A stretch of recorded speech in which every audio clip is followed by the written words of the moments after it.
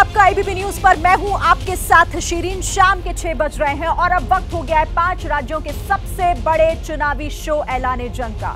देखिए, आज मिजोरम के साथ ही छत्तीसगढ़ में पहले चरण के लिए वोटिंग हो रही है और मिजोरम में 76% जो है वो वोटिंग हुई है। तो छत्तीसगढ़ की अगर हम बात करें तो यहां पर 5 बजे तक की जो रिपोर्ट सामने आई है उसमें 71% वोटिंग हुई है। छत्तीसगढ़ में अभी फाइनल आंकड़ा सामने नहीं आया है। पिछली बार 77% वोटिंग हुई थी और इस बार कमोबेश उसी के आसपास का आंकड़ा रह सकता है। सवाल यह है कि इससे किसे नफा है और किसे नुकसान। लोकतंत्र की ये बेहद खूबसूरत तस्वीर आई है छत्तीसगढ़ के दंतेवाड़ा से।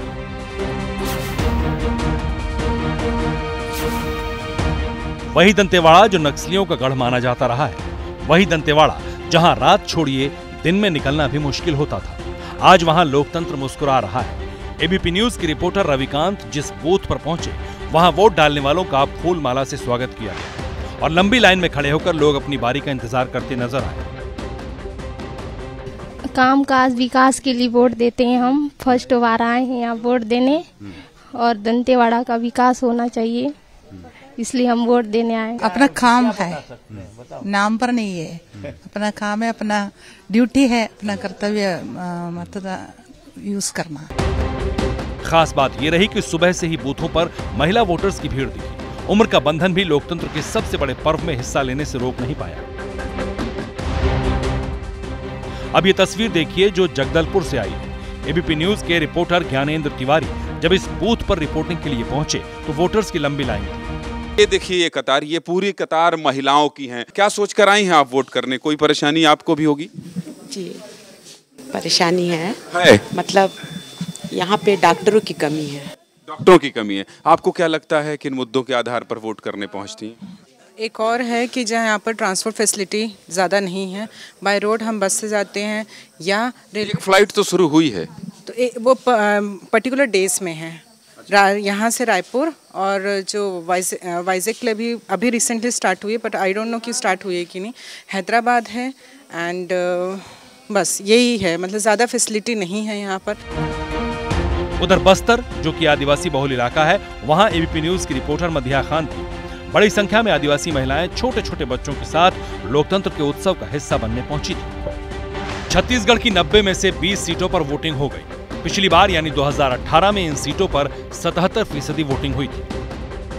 पहले फेज की जिन 20 सीटों पर वोटिंग हुई उनमें राजनांदगांव भी शामिल है, जहां से पूर्व सीएम रमन सिंह बीजेपी उम्मीदवार है। चुनाव के दिन एबीपी न्यूज के रिपोर्टर अभिषेक उपाध्याय से बात करते हुए रमन सिंह ने जीत का दावा किया। और भारतीय जनता पार्टी निश्चित रूप से इस बार के चुनाव अभियान के बाद 100% विश्वास मुझको है कि भारतीय जनता पार्टी प्रथम चरण में बस्तर और राजनांदगांव को मिला दे तो 20 सीटों के साथ हम पहले चरण में ही बहुमत की दिशा में आगे बढ़ेंगे। 2018 के चुनाव में इन 20 सीटों में से 17 सीटें कांग्रेस ने जीती थी। बीजेपी को महज 2 सीटें मिली थी और एक अन्य के खाते में गई। कांग्रेस इस बार भी जीत का दावा कर रही है। लोग प्रभावित हैं और इसी कारण से मतदान का प्रतिशत भी बढ़ेगा और फर्स्ट टाइम वोटर भी बढ़ चढ़कर हिस्सा ले रहे हैं। तो इसमें हमारी जो सीट है वो 18 या 19, धोखे से 1 सीट कहीं भाजपा आ जाए। आज जिन सीटों पर वोटिंग हुई उनमें से 12 सीटें एसटी के लिए रिजर्व हैं। कुल 223 उम्मीदवारों की किस्मत का फैसला ईवीएम में कैद हो गया है। नतीजे 3 दिसंबर को आएंगे। तो छत्तीसगढ़ में पहले चरण का मतदान जो है वो पूरी तरीके से देखिए संपन्न हो गया है और आज 9 जिलों की 20 सीटों पर मतदान हुआ है। आपको कुछ दिलचस्प आंकड़े दिखाते हैं। छत्तीसगढ़ में पहले चरण की वोटिंग किस तरीके से समय के साथ साथ ये परसेंटेज बढ़ता चला गया। देखिए, सुबह 9 बजे तक 10% मतदान हुआ है, 11 बजे तक 23%, 1 बजे 45% मतदान हुआ, 3 बजे तक 59% और उसके बाद ये 5 बजे तक 71% मतदान हुआ है। लेकिन फाइनल आंकड़ा अभी आना जो है वो बाकी है। 5 बजे तक के ये हम आपको परसेंटेज 71% दिखा रहे हैं। फाइनल आंकड़ा आएगा तो ये परसेंटेज और बढ़ेगा।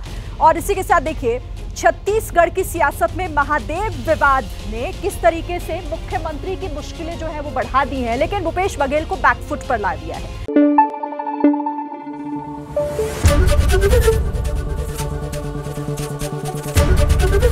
एबीपी न्यूज आपको रखे आगे।